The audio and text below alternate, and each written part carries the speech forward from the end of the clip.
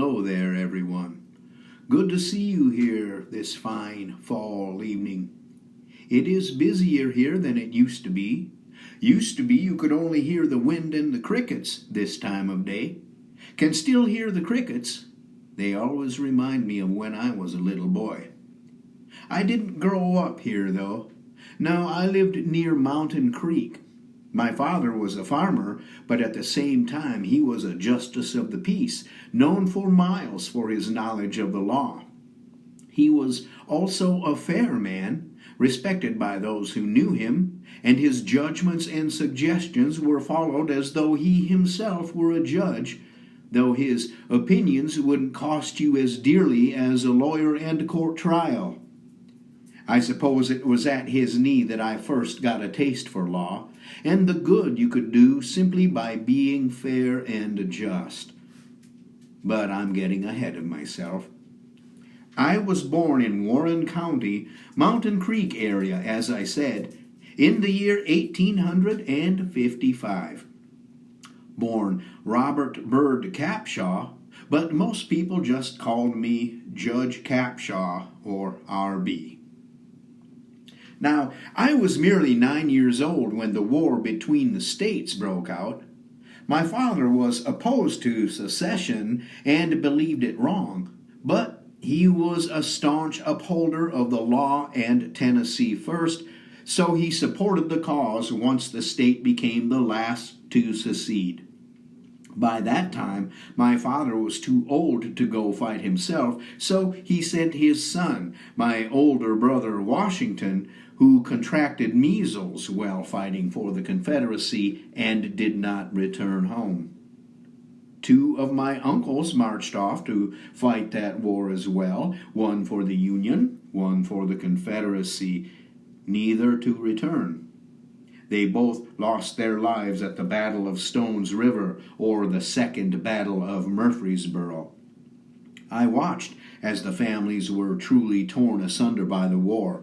Brothers fought against each other and families lost sons, brothers, fathers. I think it's safe to say we were all glad to see the war end, even me, although I wasn't quite 13 years old at the time. After the war, I went to school at Middleton Seminary, also in Warren County. Then I continued my education at the Masonic Institute in Hartsville, Tennessee. I did well in school and passed all my basic courses. At the age of 21, I moved to Cookeville to study law under Judge B. Webb. During my time learning the law here, I worked for my room and board, and believe me, I worked hard. I have to admit, a few folks laughed and jeered as I cut wood and mowed lawns to earn money. My father always said that no gentleman was above working for what he wanted, so that's simply what I did, and I was proud to make my own way. Just a year later, I was admitted to the bar, and I started practicing straight away. I worked here until 1877, when I was offered a position at Woodbury, which is the largest town in Cannon County, Tennessee. I became a member of the firm of Burton, Jones, and Capshaw.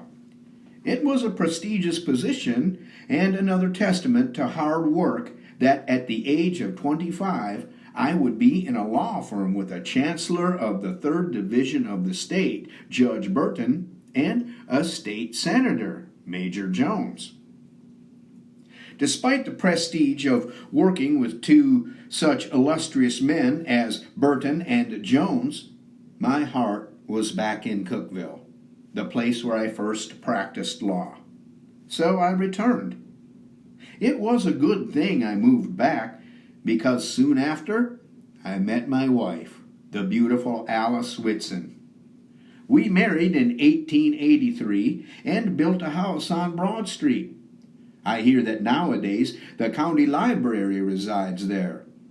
It's a shame to think of that house as gone, but Alice would have approved of a library standing in its place. She was always an avid reader.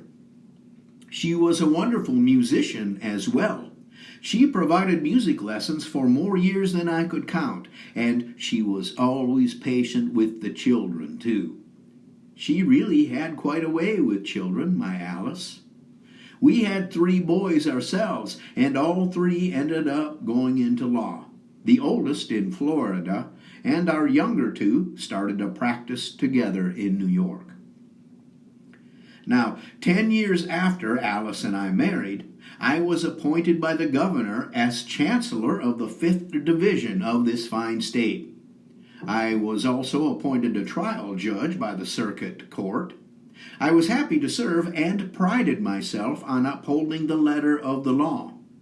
Don't get me wrong, like many a man, I liked the business end of being a lawyer as well, and made quite a success of my business, if I may say. Having that success allowed me to help others. Furthermore, it allowed Alice and me to help local children get an education, and also helped to train many young men in the study of law, many who became very successful themselves. We were even fortunate enough to be able to donate a portion of land for education right here in Cookeville. I hear the school that is there still bears my name, Capshaw Elementary. Throughout my life, I had been taught to work hard, to be honest and lawful, and to help others. My father instilled in me the core belief that all men and women who have natural talent should strive to leave their footprints in the sands of time. So, I'll ask you to leave your footprints, to make your unique mark, and to make a difference. You cannot ask for more than that. Now I'll let you folks get on with your evening. Have a good night.